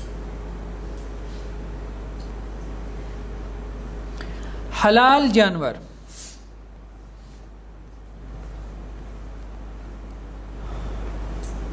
حلال جانور کا جوٹا، گائے ہے، بھینس ہے، ٹھیک ہے، تالابوں میں، جیسے گاؤں میں تو عام طور پہ ہوتا ہے، پانی پی لیا، بکری ہے، ٹھیک ہے، مرغیاں ہیں جیسے گھروں میں پالی ہوتی ہیں، تو حلال جانور کا جوٹا، اس میں بھی اتفاق ہے کہ حلال جانور کا جوٹا جو ہے وہ کیا ہے؟ پاک ہے، طاہر بھی ہے اور مطہر بھی ہے۔ نیکسٹ، حرام جانور کا جوٹا، پروہیبٹڈ اینیملس ہیں، جو جانور کیا ہیں؟ حرام ہیں،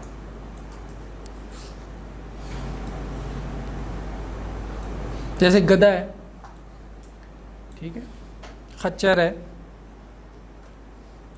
شیر ہے، چیتا ہے، یا اسی طرح پرندے ہیں بہت سارے جو حرام ہیں، چیل ہے، کوا ہے، ٹھیک ہے، اس طرح سے۔ تو حرام جانور کا جوٹا، اس میں اختلاف ہے۔ تو صاحب کتاب نے کچھ احادیث بیان کی ہیں، اب بہرحال اختلاف اسی لیے ہے کہ کچھ ان احادیث کو صحیح کہتے ہیں، جو صحیح کہتے ہیں، ٹھیک ہے، وہ اس کو پاک سمجھتے ہیں، اور جو صحیح نہیں کہتے تو وہ اس کو کیا ہے؟ ناپاک سمجھتے ہیں۔ حدیث کیا ہے؟ پہلے حدیث سن لیں کہ اللہ کے رسول صلی اللہ علیہ وسلم سے سوال ہوا کہ اگر گدھا جو ہے، خاص طور پہ یہ جو جنگلی گدھے ہوتے ہیں، ٹھیک ہے، اور اسی طرح سے درندوں کے بارے میں بھی، یعنی سائل نے صرف گدھوں کے بارے میں نہیں، درندوں کے بارے میں، درندے تو سب کو پتہ ہے نا وہ حرام ہے، کہ اگر ان کا بچا کچا پانی اس سے وضو کر لیا جائے تو اس کا کیا حکم ہے؟ یہ آپ صلی اللہ علیہ وسلم سے سوال ہوا، تو اللہ کے رسول نے کہا ہاں وضو کر سکتے ہیں، خاص طور پہ وہ لوگ جو جنگلی علاقوں میں رہتے ہیں، تو وہاں تو یہی ہے نا کہ یہ جانور آ کے پانی میں منہ مار جاتے ہیں۔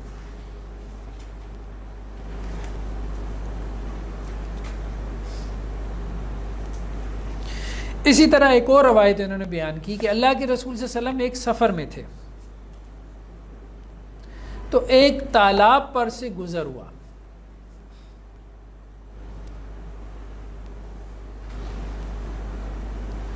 تو اب صحابہ نے کیا کیا؟ وہاں سے وضو بنانا چاہا،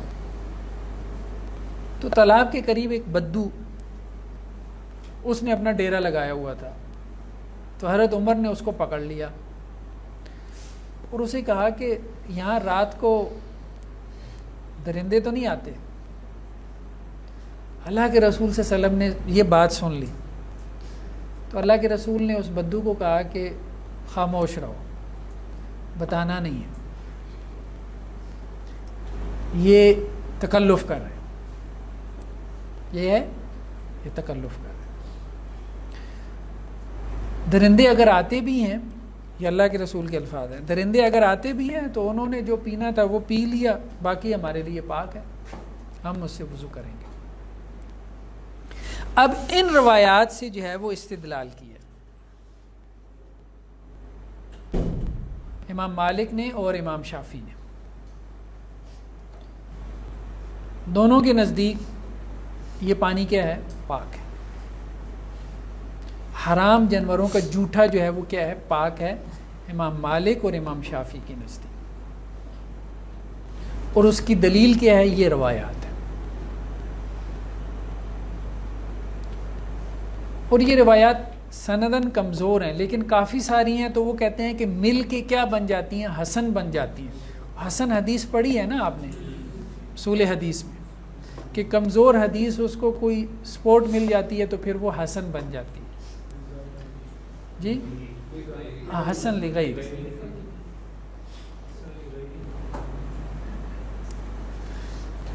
تو جو دوسرے دو فقہا رہ گئے، امام احمد اور امام ابو حنیفہ، تو وہ کہتے ہیں یہ روایات کیا ہیں؟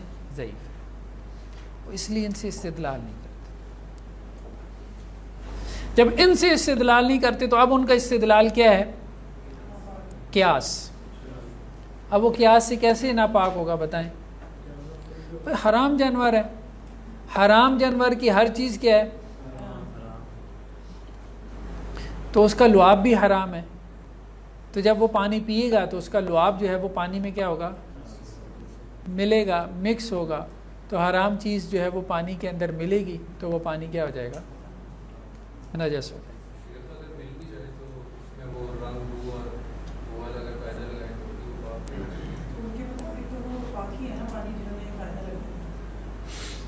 وہ تو پھر قلیل اور کثیر کا فرق کرتے ہیں نا. نہیں طلاق کا ذکر تو حدیث میں آیا ہے نا. بھائی آپ کے ڈونگے میں سے بھی جو ہے جانور پانی پی سکتا ہے کہ نہیں پی سکتا، وہ تو حدیث میں آ گیا نا. تو اب آپ اپنے ذہن کو اس کے ساتھ فکس نہ کریں طلاق کے ساتھ، کہ طلاق کی بات ایک عمومی بات ہو رہی ہے کہ حرام جانور نے جو ہے وہ پانی پی لیا. ٹھیک ہے، وہ پانی ایک بالٹی بھی ہو سکتا ہے. لوگوں نے گھروں میں شیر پالے ہوئے ہیں، آپ کی بالٹی میں منہ مار دے ہیں. ٹھیک.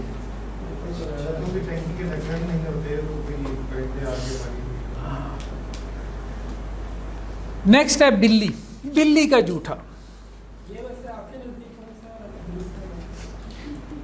یہی کہ یہ پانی پاک ہے.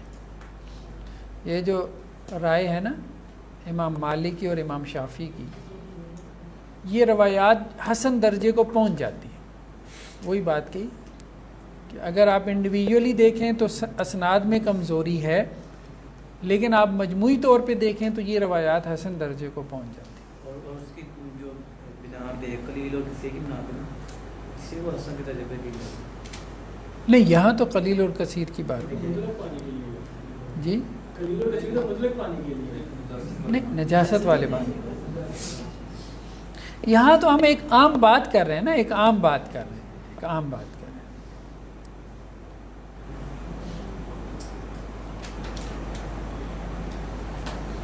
تو آپ بقیہ اصول اس کے اوپر پھر اپلائی کرتے چلے جائیں نا، کہ پانی اگر زیادہ ہو گیا تو پھر ان کے نزدیک بھی ناپاک نہیں ہوگا.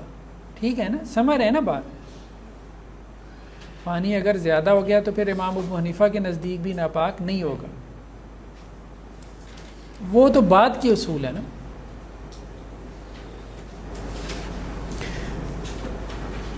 بلی کا جھوٹا.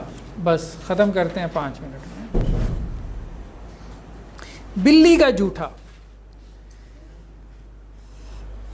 ہمارے دین میں بلی کو خاص قسم کے جو ہے نا کیا کہتے ہیں، ہاں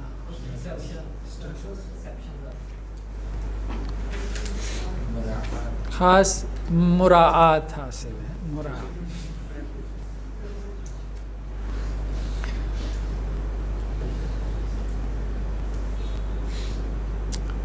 تو حضرت ابو قتادہ جو ہے وہ گھر میں وضو کر رہے تھے. ٹھیک ہے، یہ سنن ترمذی کی روایت ہے، مطلب صحیح روایت ہے. گھر میں وضو کر رہے تھے تو بلی آ گئی. تو جس برتن سے وضو کر رہے تھے نا وہ پانی انہوں نے اس کے آگے کیا اور اس نے اس سے پانی پیا، اور انہوں نے اس کے بچے ہوئے پانی سے وضو پھر شروع کر دیا. تو ان کی مسز دیکھ رہی تھی، کہنے لگی یہ کیا کر رہے ہیں؟ تو انہوں نے کہا اللہ کے رسول سے میں نے یہ بات سنی ہے، انہا لیست بنجس، کہ بلی نجس نہیں ہے. کیوں نجس نہیں ہے؟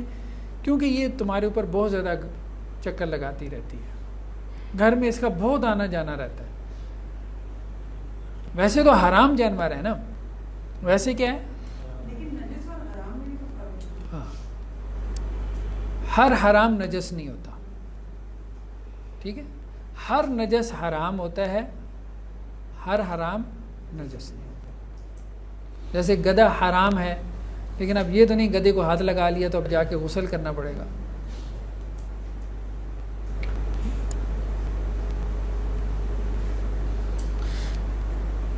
تو بلی کے جھوٹے کو پاک رکھا گیا. بلی اگر کسی چیز میں منہ مار لے تو وہ کیا ہے، وہ پاک ہے. باقی اگر آپ کا وہ بات ہم نے پہلے کر دی ہے، استعمال کو اگر طبیعت آمادہ نہیں ہے تو پھینک دیں. اتفاق ہے. جی جی.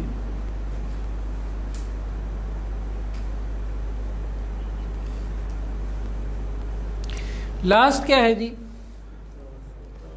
ہاں، کتا اور سور، خنزیر، پگ، اس کا جھوٹا.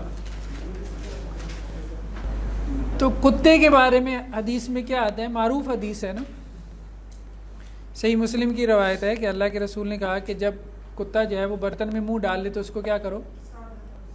ساتھ.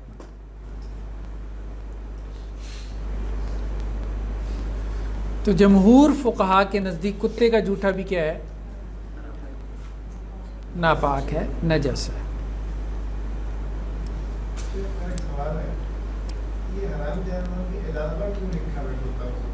ہاں، یہ اہم سوال، یہ اہم سوال ہے. یہ اس لیے لکھا ہوا ہے کہ اس میں اختلاف ہے، اس میں اختلاف ہے. امام مالک نے اس میں اختلاف کیا ہے. وہ کہتے ہیں اس کا جھوٹا ناپاک نہیں ہے. ہاں ہاں، وہ کہتے ہیں یہ جو حدیث میں حکم ہے نا کہ اس کو دھونا، یہ دھونا بطور عبادت ہے، یہ طہارت کے لیے نہیں ہے. یعنی دھونے کے ہم قائل ہیں. ہاں، وہ کہاں سے لیں؟ یہ اچھا سوال ہے. وہ یہ کہتے ہیں کہ قرآن میں یہ آتا ہے فَكُلُوا مِمَّا أَمْسَكْنَا عَلَيْكُمْ، کہ یہ جو شکاری کتوں کا ذکر ہے نا سورہ مائدہ میں، جن لوگوں نے ترجمہ پڑھا ہے، ہاں، تو جن کتوں کے ذریعے تم نے شکار پکڑا ہے نا، تو وہ شکار تمہارے لیے کیا ہے؟ اب کتے نے تو منہ سے ہی پکڑ کے لانا ہے نا، تو اس نے تو وہاں پہ بھی منہ مارا ہے، تو وہ پھر جانوری نجس ہو گیا، لیکن اللہ کہہ رہے ہیں تمہارے لیے حلال ہے اس کو کھانا.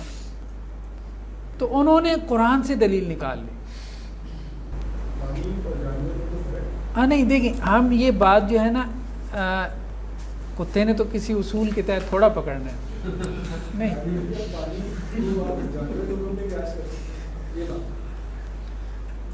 وہ ٹھیک ہے کہ ہمیں یہ بات اس طرح سے سمجھ میں آ رہی ہے، انہیں اس طرح سے نہیں سمجھ میں آ رہی، انہیں اس طرح سے نہیں سمجھ میں آ رہی. ہم تو یہی کہیں گے، یہ ہمارا موقف تو یہی ہے کہ نجس ہے. کتا اگر کسی برتن میں منہ ڈال لے تو وہ کیا ہے؟ وہ نجس ہے، اس چیز کو پھینک دینا چاہیے. ہمارا تو موقف یہی ہے. لیکن ہم یہ سمجھنے کی کوشش کر رہے ہیں کہ ان کا ذہن کہاں پہ اٹکا ہوا ہے، جو وہ یہ بات نہیں مان رہے، تو ان کا ذہن اصل میں وہاں پہ اٹکا ہوا ہے.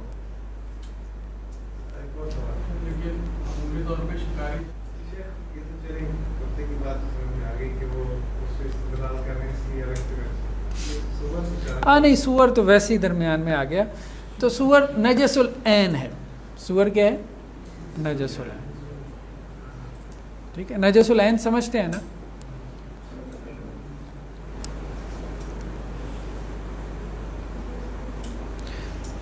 قرآن نے اس کے بارے میں کہا نا فَإِنَّهُ رِجْسٌ، یہ گندگی ہے، نجاست ہے. ٹھیک ہے، ویسے بھی گندا جانور ہے، گندگی میں نجاست میں رہتا ہے. ٹھیک ہے جی. تو آج ہم نے پانی کی اقسام پڑھی ہیں. ٹھیک ہے، یہ ہمارا ایک ٹاپک ہو گیا کمپلیٹ. اب نیکسٹ ٹائم، یعنی نیکسٹ ہمارا جو لیکچر ہے اس میں ہم نے نجاست کو پڑھنا ہے. ٹھیک ہے، ناپاکی کے. جی ضرور. مستعمل پانی کے بارے میں مجھے سوال کرنا تھا. جیسے مائیں ہیں بچوں کو نہلاتی ہیں، جی جی، تو پانی کی چیزیں ظاہری بات ہے کپڑوں پہ لگتے ہیں، تو کیا اس کے بعد کپڑے ناپاک ہو جاتے ہیں؟ نہیں نہیں، ناپاک تو نہیں ہوتے. دیکھیں وہ ان کے نزدیک ناپاک ہوں گے کہ جو یہ کہتے ہیں کہ جی اب بچہ جو ہے، اب جیسے اس نے اپنے اوپر پیشاب کر دیا، اس میں لتھڑا ہوا ہے، تو اگر آپ بچے کو اس وقت نہلا رہے ہیں تو وہ یہ کہہ رہے ہیں کہ اب وہ نجاست ملا پانی ہو گیا. اب اگر ماں کے اوپر چھینٹے پڑتے ہیں تو ان کے نزدیک وہ کیا ہو جاتے ہیں؟ ناپاک ہو جاتے ہیں. سمجھ رہے ہیں بات؟ لیکن یہ ہے اختلافی مسئلہ.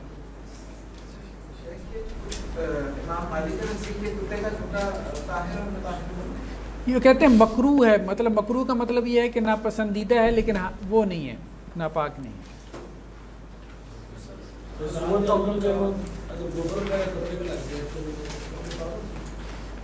ہاں وہ آگے نجاست میں آ رہا ہے. نجاست کی اقسام ہم پڑھیں گے نا کہ نجس کیا کیا ہے.